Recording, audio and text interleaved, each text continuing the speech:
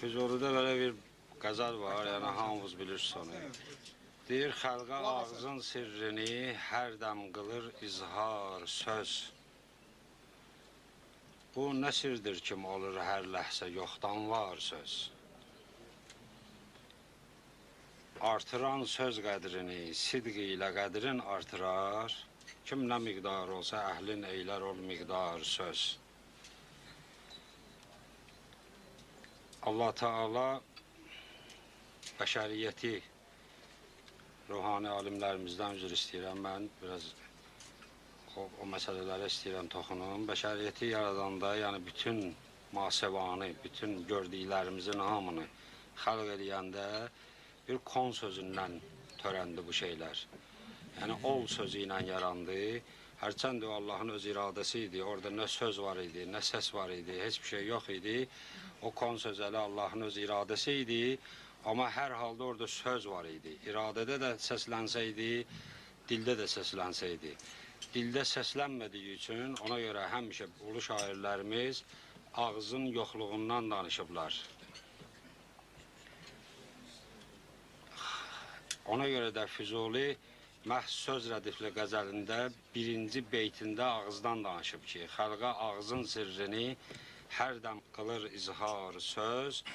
Bu nə sirdir kim olur, hər ləhsə yoxdan var söz. Bizim ədəbiyyatımıza, klassik ədəbiyyatımıza, dahi böyük ulu şairlərimizin şeirlərinə bir mövzu gəlib. Fars ədəbiyyatından onu da Nəsimi götürüb gəlib. O da ağzın yoxluğundan danışan beytlərdir. Ağzın yoxluğundan danışılan fikirlərdir. Nəsimi deyir ki, dodağın qəndinə şəkər dedilər. Can-ı şirinə gör nələr dedilər. Dedilər ki, dəhanı yoxdur onun. Bixəbərlər əcəb xəbər dedilər. Ağzın yoxluğu bizim klassik ədəbiyyatımızda Nəsimidən sonra Füzulidə çox geniş miqyasda, geniş yəni formada bir çox qəzəllərində dəhənin dərdimə dərman dedilər cananın. Bildilər dərdimi, yoxdur dedilər dərmanın. Harda ağız sözünə rast gəlirsən, onun dalıcan bir yox sözü gəlir. Bir müddət, təxminən bəlkə də 25-30 il bundan qabaq təxminən ədəbiyyatçılarımız bizim bu ağızı mürəkkəb bir vücud olduğu üçün yox hesab eləyirdilər. Yəni, ağız dodaqların, dişlərin, damaqların, ortların, nə bilim, o yanaqların birləşməsindən əmələ gəlmiş bir vücuddur. Onu, bu saydıqlarımızı, hərəsini bir yana əgər ayırsa, yerdə içinə qalmır. Yəni, ağzın özü yoxdur, amma ağzın boşluğu var. Ağız boşluğu var. Boşluq olduğu üçün ona yox deyiblər.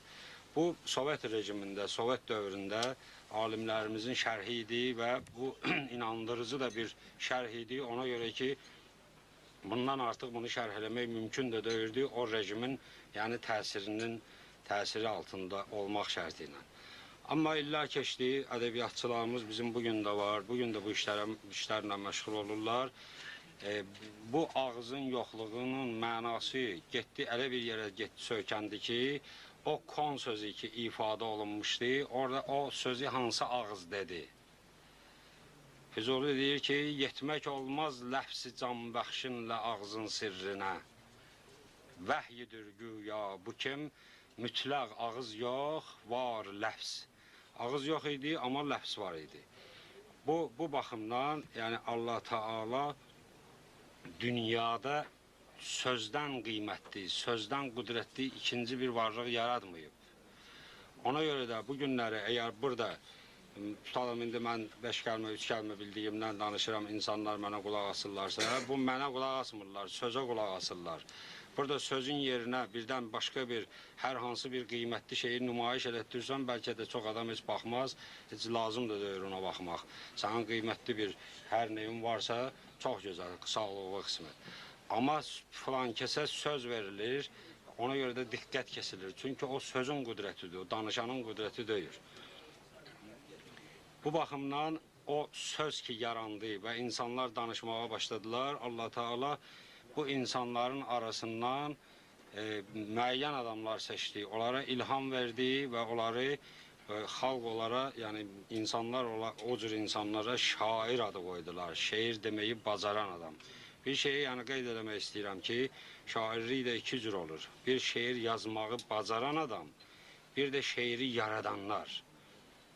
Əsl şairlər şeiri yaradanlardır, yaza bilənlər yox. Ona hamı yaza bilir. Kim istəsə şeir yaza bilər. Amma şeir yaratmaq isə əsl şairin işidir.